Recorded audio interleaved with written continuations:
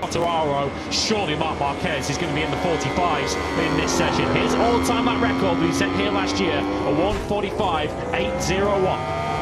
If anybody's going to beat it, you have to feel it is the 93. Here is Joan Mir, who took a real hefty late tumble at FP2 this morning to kick off the MotoGP action. At the moment, Zarco could be in absolute prime position here. To use 93 and 73 as the ideal reference just ahead of him as they drop down now through the reverse corkscrew, through turn 10 now. So good here is Marc Marquez. Well, it was named after him, wasn't it, in 2018? Gaps ballooned out between the two Marquez brothers. Marquez bolted off into the distance. As you can see, he's a quarter of a second up at the same stage of the lap as he now goes left into 12. Zarco looks like he's potentially closing in a little bit there on Alex Marquez, but we'll find out just how much when we get to the finish line. Marc Marquez now right into 14, and now you're only turning left for the rest of the lap. There's no finer sight in MotoGP as than Marc Marquez just in full flow. Just has looked so good from the first corner of his first lap here this weekend. He's been untouchable so far here in Aragon, which has been the story of so many previous visits as Acosta sends it on the inside of Aldeguer into turn 16. So Marquez will surely be crossing the line. He comes out, a bit of a weave on that factory Ducati at the final corner, straight away, straight out the blocks, a 1:45.986. He did not disappoint. That is just over a tenth outside of his own all-time lap record. Surely that 1:45.801 is going to be beaten at some stage in this Q2. A statement start from Marc. Marquez 1-2, it's a factory KTM 3-4. It's Binder ahead of Acosta at the moment. Brad Binder looking for a very rare front row start in MotoGP at the moment. Binder's on course. What about Fabio Quartararo? Can he ping that Yamaha onto the front row and keep his excellent recent qualifying record going? Of course, Fabio has been a front row starter in the last 4 Grand Prix. Let's not forget Prix, his triple poles in Jerez, Le Mans and Silverstone. He was third on the grid under the lights of the sail in Qatar. These guys are able to carry through turn 16 and 17. Quartararo over the line. That puts him up into P6. A high 1:46 from Quartararo. I think after finishing 18th yesterday, Fabio would have settled for a place on those first 2 rows.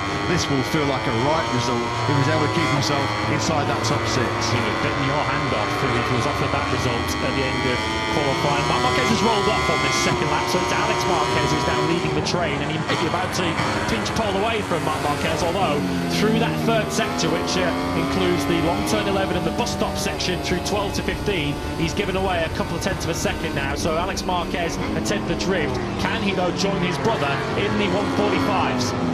Well, we're about to find out as he comes now through 16, 17. There's a big moment there as he's squeezing the power on with lean angle, spinning up that rear tyre. He does improve down to 1:46.207. And Pedro Acosta there, just behind Joan Zarco. Isn't Pedro Acosta within half a second right now?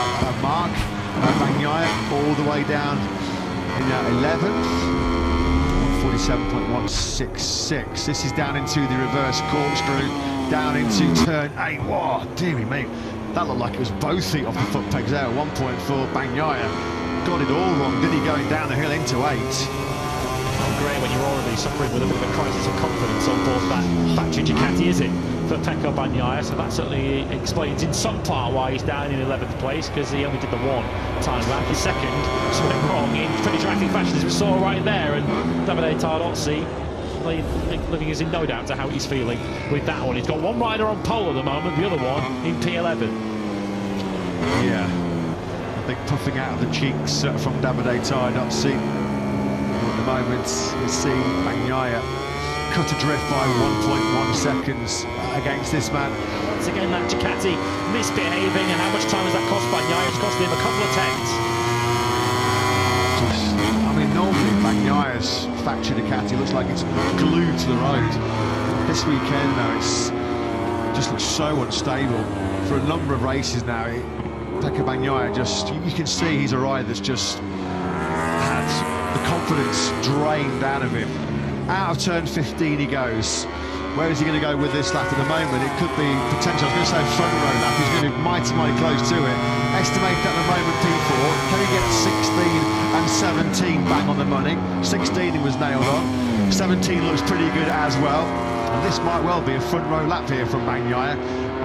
Time estimator was P4. Over on he goes, and it was spot on. It is fourth place. It was close. It was really close to the front row, just on the 200s back. That's more like it, isn't it, Davide? He splits the Here into the final couple of corners, into 16. Then he flings the Gresini Ducati. Alex Marquez. It's going to be close.